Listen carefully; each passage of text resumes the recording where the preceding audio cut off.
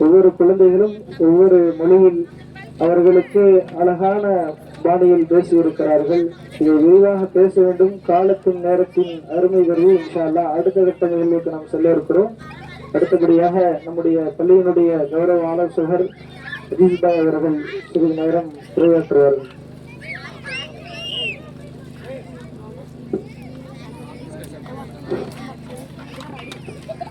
அஸ்ஸலாமு அலைக்கும் வரஹ்மத்துல்லாஹி வபரகாத்துஹு.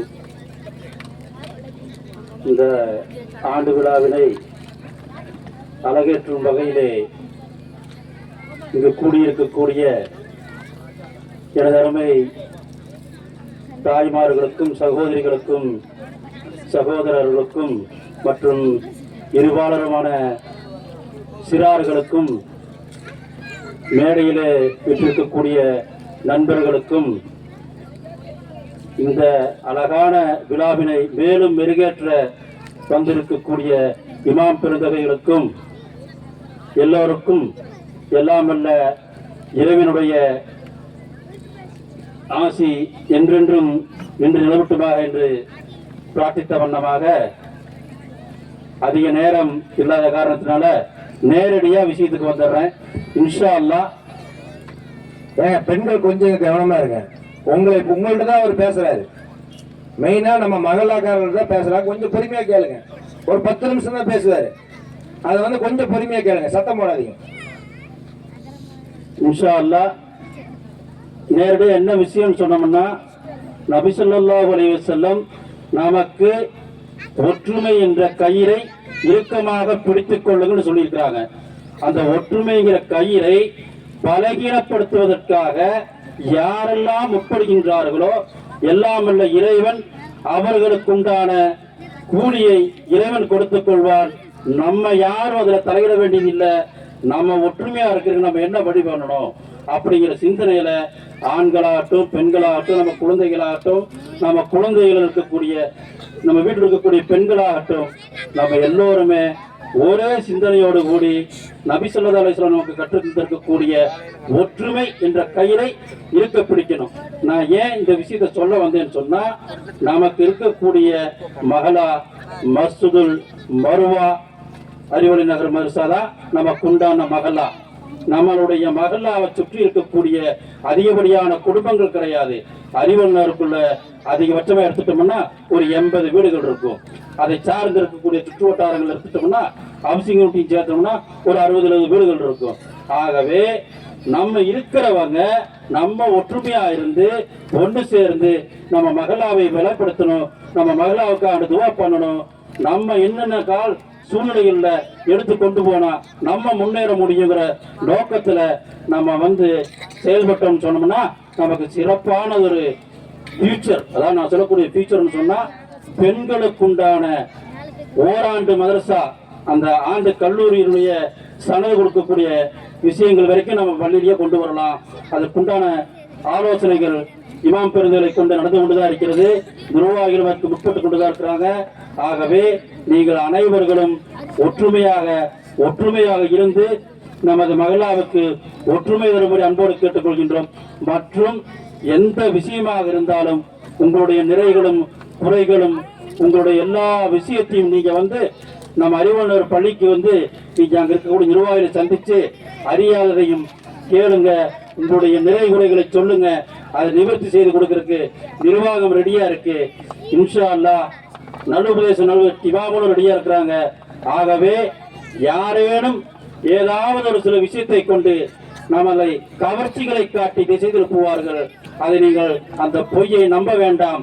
அது உருகி போகும் பணி என்று கருத்தில் கொண்டு நிலையாக இருக்கக்கூடிய இந்த மகளாவை சேர்ந்து நம்ம பள்ளியை சார்ந்து எந்த விஷயமா இருந்தாலும் நம்ம அழகா முன்கை எடுத்து நடக்கணும் அப்படிங்கிறது அன்போடு கேட்டுக்கொள்கின்றேன். அத்தோடு மட்டுமல்லாமல் குறிப்பாக ஏன் நமது பொருளாளர் அவர்கள் பெண்களிடத்தில் பேசுறான்னு சொன்ன காரணம் என்னன்னா, பெண்களாகிய நீங்க இதை உணர்ந்துட்டீங்கன்னு சொன்னா அடுத்த நகர்வுக்கு குழந்தைகளுக்கு ஊட்ட முடியும். அதுக்கு ஒரு சின்ன ஒரு இது என்னன்னு சொன்னோம்னா, முதலாக நமது உலகத்தில ஒரு குழந்தை பிறக்கணும்னு சொன்னா அல்லாஹ் தஆலா அதுக்கு கொடுத்திருக்கக்கூடிய ஒரே இடம் பெண்களுடைய கருவறை. அந்த கருவறை போல ஒரு முதல் பாடத்திட்டம் எதுலையுமே கிடையாது. அல்லாஹ் தஆலா அந்த கருவறையில் நமக்கு வளர்ச்சி எப்படி கொடுத்துருக்கான்னு சொன்னா, இருதயம், கிட்னி, கல்லீரல், மண்ணீரல், வாயு, கண்ணு, மூக்கு, பல்லு, லட்சோதி லட்சம் நரம்புகளை கொடுத்து இந்த உருவத்தை கொடுத்துருக்கிறான். இன்னைக்கு நம்ம பேசக்கூடிய விஷயம் எல்லாமே நமக்கு இறைவன் அந்த கருவறையில இருந்தா கொடுத்தான். இந்த அளவுக்கு கொடுத்திருக்கக்கூடிய இறைவனுக்கு நம்ம எப்படி இருக்கிறோம், எப்படி இருக்கணும் அப்படிங்கிற நல்புத்திகளை தாய்மார்கள் தான் முதலில உள்வாங்கிக்கணும். ஆகவே ஒரு பணிவான வேண்டுகோள், இனி வரக்கூடிய காலகட்டங்களில் நமது பொதுவாகவே பெண்கள் யாரேனும் கருத்தரித்து விட்டால், கருவுண்டாயிடுச்சுன்னா நீங்க செல்போனை பார்ப்பதை தவிர்த்து விடுங்கள், சீரியல் பார்ப்பதை தவிர்த்து விடுங்கள். ஏனென்றால் உங்கள் சிந்தனையை திசை திருப்பக்கூடிய ஒரு சில கயவாள கூட்டங்கள் அதை நம்மளை களவாடி வரும். ஆகவே நம் சிசு வளர்ச்சி மங்கிவிடும், அது மார்க்கத்தை விட்டு வெளியொரு வட்டத்திற்கு சென்றுவிடும். ஆகவே பெற்றோர்களாகிய நாம் கருவில் இருக்கக்கூடிய கர்ப்பமாக இருக்கக்கூடிய பெண்களுக்கு ஆண்களும் வீட்டில் இருக்கக்கூடிய பெரியவர்களும் சொந்தங்களும் பந்தங்களும் நல்லுபதேசம் செய்து அவர் உள்ளம் குளிர நாம் நடந்தோமேயானால் பிறக்கின்ற குழந்தை எதிர்காலத்தை நமது தீனை நிலைநாட்டக்கூடிய மக்களாக இருப்பார்கள். ஆகவே இரண்டாம் தரமாகத்தான் நமது மக்தப் மதரசாக்கள்ல ஓய்வு தர போறாங்க. அதை தரிசி பண்ணக்கூடிய சரிஃபைசர் சொன்னாங்க பாத்தீங்களா, 1 மணி நேரம் தான் மதரசாவில், 8 மணி நேரம் கல்வி கொடுத்தல, மீது இருக்கிற நேரம் எல்லாம் நம்ம தான் பார்த்துக்கிறோம்.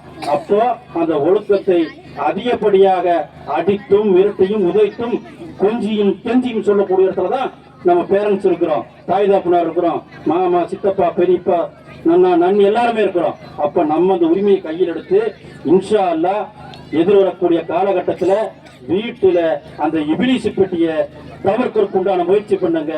அதற்காக வேண்டி பாக்கெட்ல வச்சிருக்கிற சைத்தானை வச்சு சாப்பிடாதீங்க, நன்மைக்கு பயன்படுத்திக்கிங்க. இதை எந்த அளவுக்கு நம்ம பயன்படுத்துறோமோ அது நம்ம கை கொடுக்கும் இன்ஷா அல்லாஹ். நேரத்தினுடைய காலத்தை கருதி கொண்டு நபி ஸல்லல்லாஹு அலைஹி வஸல்லம் சொன்னது போல ஒற்றுமை என்ற கயிறை இருக்க பிடிக்க நீங்க எல்லாரும் இந்த நிர்வாகத்திற்கும் இந்த மகளாவிற்கும் ஒத்துழைப்பு தருமாறு அன்போடு கேட்டுக்கொள்கின்றேன். வாய்ப்படுத்தமைக்கு நன்றி கூறி விடைபெறுகிறேன். அஸ்ஸலாமு அலைக்கும் வரஹ்மத்துல்லாஹி வபரகாத்துஹு. வலைக்கும் சலாம் வரஹ்மத்துல்லாஹி வபரகாத்துஹு. வினயத்திற்குரிய தாய்மார்களே, சகோதர சகோதரிகளே, இன்ஷா அல்லாஹ் இப்பொழுது நாம் போட்டியினுடைய மையப்பகுதி எல்லாத்துக்குமே ஒரு ஹீரோ என்று இருக்கிற சமயத்தில் நம்முடைய மதரசாவினுடைய மைய போட்டியே பட்டிமன்றம் தான்.